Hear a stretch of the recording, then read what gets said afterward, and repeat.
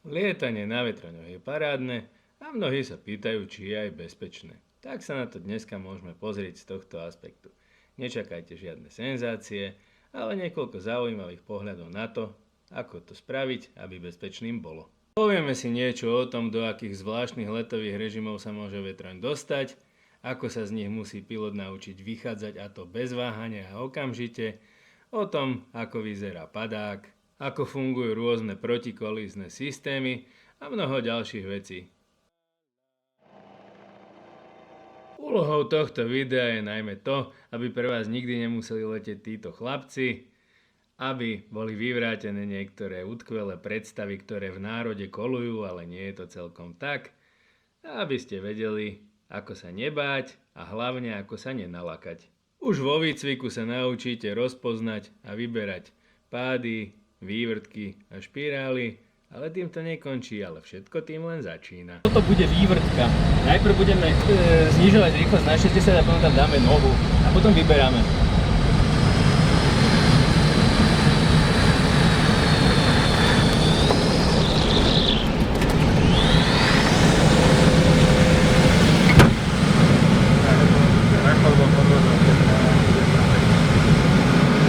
Samozrejme, jedna vec je teória a druhá vec je prax.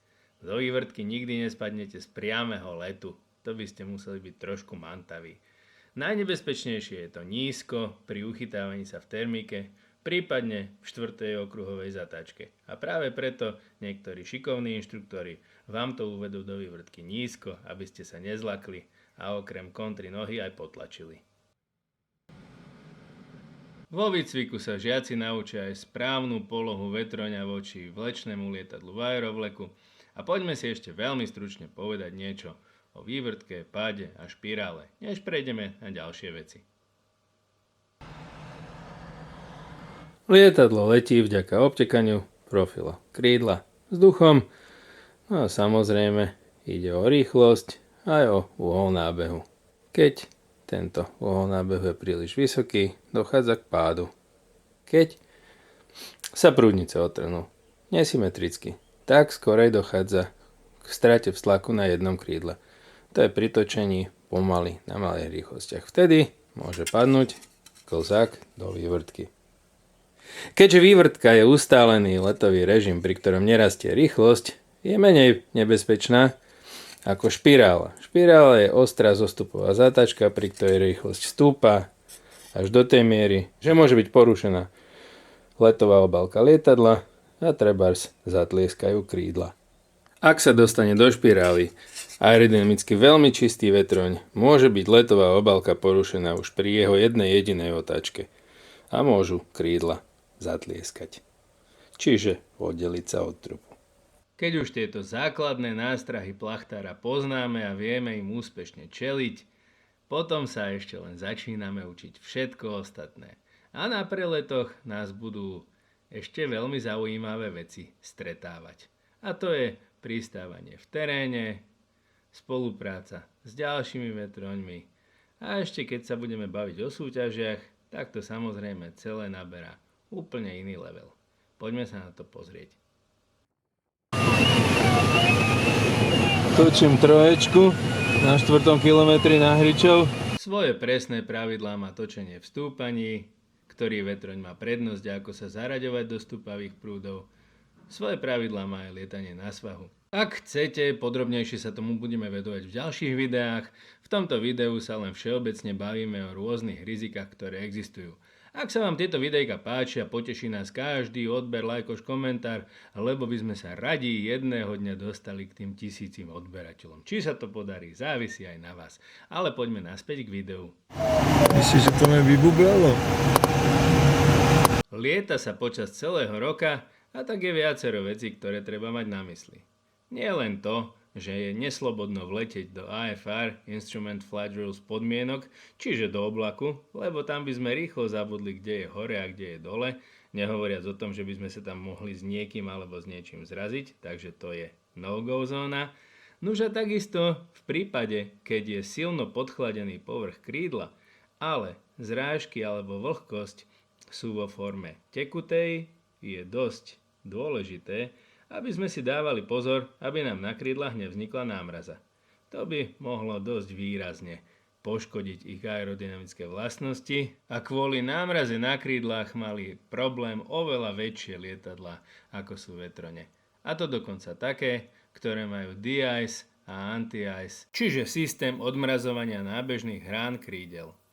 Takže toto je jedna z ďalších vecí, na ktoré si treba pri lietaní na klzákoch dávať pozor. Tie pohľady, túto lúčku tu ti ukážem, kde si zbeha, to robíme také špeciálne ohne. Ako antikolízny systém slúži Flarm. K nemu patrí táto antenka, ktorú teraz vidíte, a displej, na ktorom ukazuje červená diódka, ktorým smerom a v akom smere od vás a v akej výške je druhý vetroň. Pomáha to, keď ich je vo vzduchu málo.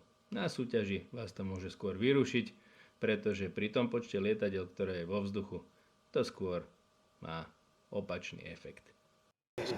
Dobre, ideme. Veľmi veľký pozor si treba dávať aj pri skladaní a rozoberaní vetroňa, teda najmä pri skladaní, či sú zapojené všetky tiahla, všetky hotelierové spojky, ovládania všetkých prvkov, pretože bez zapatej výškovky nechce letieť nikto. 3-krát preveriť je vždy lepšie ako raz zabudnúť. A veď to sa letí, keď má človek takéhoto kopilota. Pri pristávaní v teréne, ktorému sme sa už venovali a asi sa mu ešte aj venovať budeme, je najdôležitejšie si tú rolu vybrať dobre, tak aby bola proti vetru, do kopca, aby tam neboli tyčky a rôzne zabudnuté veci, nejaké kovové veci alebo pneumatiky, aby tam neboli drôty, aby mala prístup a aby všetko dobre dopadlo. Aby tam potom chalani mohli bez problémov odtiaľ lietadlo vyniesť, lebo z repky sa vynáša horšie ako z podmietky. Samozrejme tlač, rozhlas a televízia je vždycky plná zaujímavých vysvetlení. Napríklad zistíme, že z vetroňa sa dá katapultovať. Tak teraz sa pozrime na to, ako to naozaj je. Isté, padák máme. Z vetroňa sa dá katapultovať. To je samozrejme hlúposť. Každý pilot musí mať padák, ktorý vyzerá takto. A podobne ako batôštik alebo nejaký lezecký sedák alebo postroj ho má na sebe takýmito vecami pripnutý okolo hrudníka, okolo stehien. Hop. A za túto ručku, keď potiahne, tak vyskočí pružinka a tá vyťahne vodiaci padáčik a potom už okrúhly záchranný padák, neriadený, nesie piloteka na zem. Povedať by sa dalo určite ešte veľa. Lietanie je paráda, ale pri každom jeho kúsku treba byť obozretný. To je fakt. Či už na zemi, pri príprave, pri skladaní, počas aerovleku, pred štartovou páskou, počas preletu, či pri pristávaní do terénu. Ale keď človek eliminuje rizika na minimum, je to parádny šport. Určite bezpečnejší ako vozenie sa autom v každodennej našej premávke. Napíšte nám pokojne do komentárov, čo si myslíte vy. Na každý slušný komentár odpovieme. Majte sa krásne. Čaute.